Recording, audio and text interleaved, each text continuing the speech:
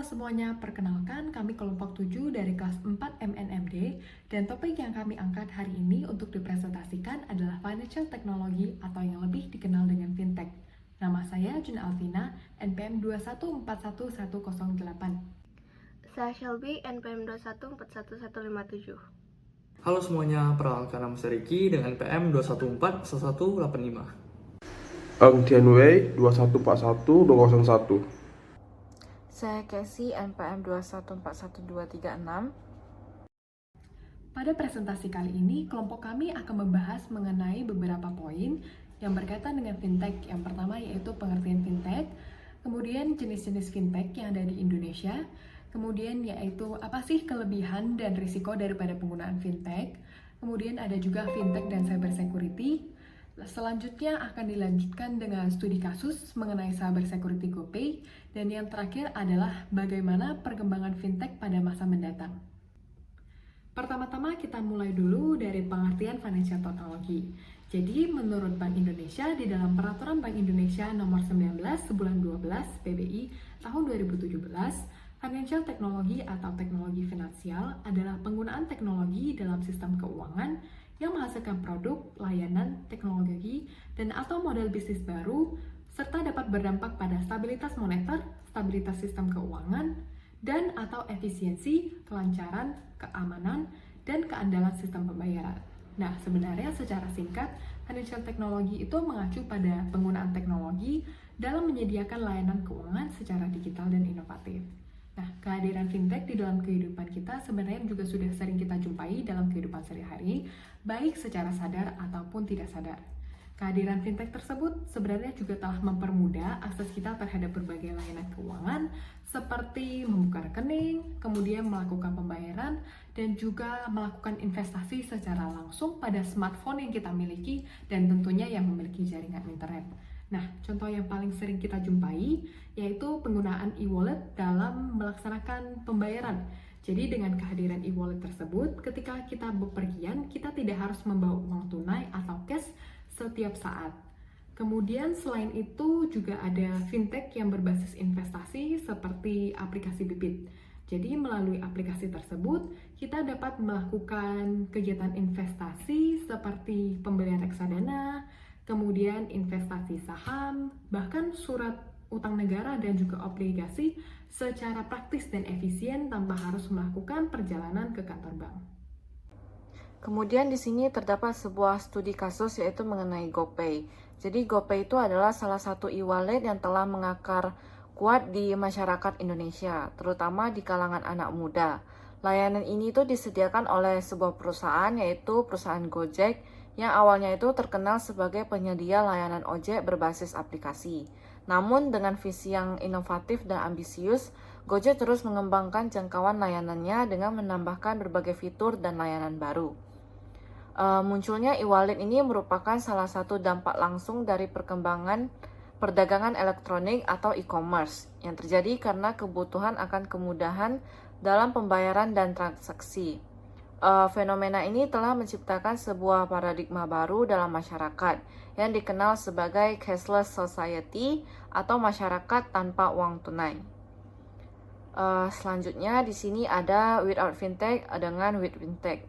Jadi dengan tidak adanya fintech itu masyarakat itu memiliki kendali terbatas atas uang yang dimiliki. Kemudian juga transaksi membutuhkan waktu dan proses yang panjang. Sedangkan dengan adanya fintech itu masyarakat memiliki kendali dan akses lebih atas uang yang dimiliki. Juga transaksinya itu bersifat lebih instan dan mudah.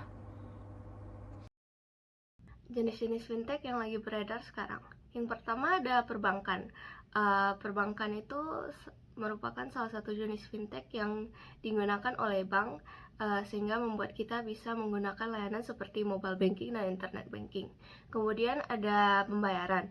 Pembayaran ini kita cukup familiar seperti dalam bentuk e-wallet seperti ShopeePay dan GoPay untuk kita membayar saat belanja online ataupun saat kita pemesan makan, ataupun ada lagi contohnya seperti QRIS. Kemudian ada peer-to-peer lending. Peer-to-peer lending ini secara singkat merupakan sebuah layanan yang memberikan pinjaman Jadi ini merupakan suatu sistem pinjam-meminjam seperti Investri, Akseleran, Modalku, dan Coinworks. Lalu ada crowdfunding. Crowdfunding merupakan suatu jenis fintech yang memberikan sistem pendanaan bagi masyarakat. Misalnya ketika seseorang lagi membutuhkan, misalnya terjadi bencana, maka masyarakat itu dapat membuat suatu pendanaan di kitabisa.com dan mendapatkan dana dari masyarakat luas. Lalu selanjutnya ada asuransi seperti asuransiku, dan yang terakhir tabungan dan investasi pada Bibit, dimana kita bisa membeli saham dan lain-lain. Halo semuanya, jadi sini saya akan menjelaskan financial technology bagian reward dan risk. Jadi reward ini bisa disebutkan sebagai keunggulan dan risk ini sebagai risiko. Jadi sebelumnya kita balik dulu di mana financial technology ini merupakan hubungan keuangan dan juga yang namanya teknologi, di mana gabungan kedua hal tersebut sangat mempermudah kerjaan manusia, yaitu pada bidang keuangan. Reward in fintech. Jadi bagaimana fintech dapat mempengaruhi kehidupan secara positif. Jadi yang pertama itu adalah easy tracking, di mana transaksi fintech akan selalu memiliki paper trail yang mudah diverifikasi. Jadi contohnya itu pada bank memiliki mutasi yang dapat mempermudah orang melakukan pengecekan uang secara real time.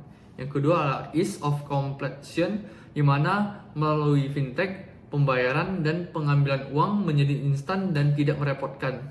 Jadi kita itu bisa melakukan pembayaran, penarikan uang dan pengecekan uang tanpa harus ke bank.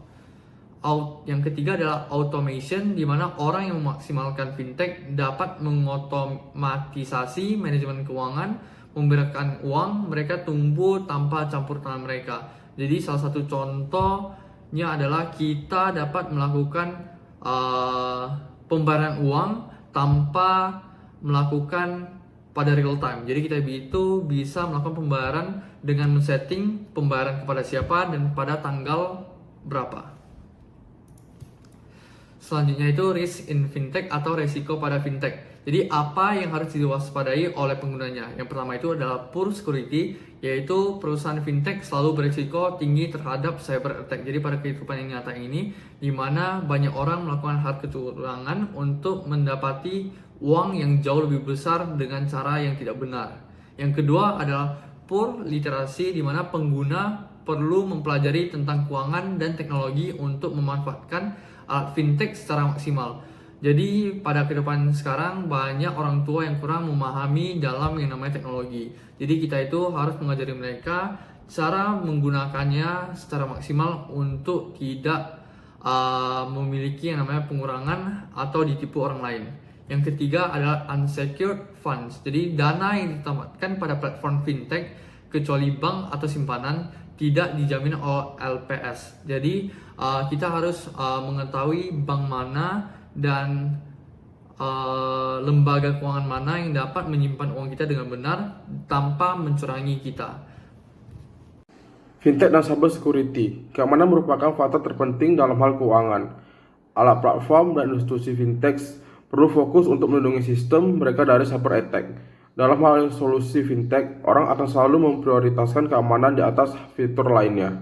Studi case cyber security pada GoPay. GoPay tanda tangani nota kesepahaman dengan peningkatan upaya perlindungan konsumen dan transaksi digital dengan Badan Perlindungan Konsumen Nasional (BPNK) yang mencakup 4 area utama. Yang pertama adalah edukasi untuk masyarakat umum dan pelaku UMKM mengenai berbagai aspek dan perlindungan konsumen secara berkelanjutan. Yang kedua adalah kolaborasi dan produksi, diseminasi dan penyebarluasan konten digital perlindungan konsumen melalui kanal digital. Kepada perlindungan dan atau atas pelaksanaan kajian bersama. Keempat, peningkatan kapasitas sumber daya manusia. Kemudian, pendatangan nota kesepahaman ini merupakan salah satu langkah dalam melengkapi upaya kooperatif GoPay dalam inisiatif Semua Jadi Aman. Sebelumnya, GoPay secara proaktif telah menghasilkan rangkaian inovasi dan terus meningkatkan keamanan konsumen melalui 3 pilar utama, yaitu yang pertama teknologi. Teknologi yang direalisasikan melalui berbagai kegiatan teknologi cyber security kelas dunia seperti fitur PIN, biometrik untuk mengamankan akun dan transaksi. Kemudian ada edukasi, yang dilaksanakan melalui diskusi publik dan amplifikasi konten edukasi di berbagai kanal media. Rangkaian kegiatan edukasi dari GoPay telah menjangkau lebih dari 80 juta orang atau sepertiga masyarakat Indonesia sepanjang tahun 2021 lalu. Progresi, yang salah satunya diwujudkan melalui kebijakan jaminan saldo kembali apabila pengguna kehilangan saldo GoPay akibat pengambilan akun secara paksa atau kehilangan budget yang berhubungan dengan akun GoPay. What's next? Fintech diekspektasikan untuk menjadi lebih tersebar luas dan teknologi yang muncul saat ini akan menjadi alat sehari-hari di masa depan. Teknologi seperti blockchain dan NFT akan semakin disempurnakan sehingga itu akan berdampak bagi transaksi keuangan kita di masa depan. Lalu ada juga lebih banyak alat untuk meningkatkan kemudahan akses ke uang dan kredit sehingga membuat transaksi lebih instan daripada sekarang. Itu saja dari kami. Semoga yang kami sampaikan hari ini dapat membantu Anda. Terima kasih.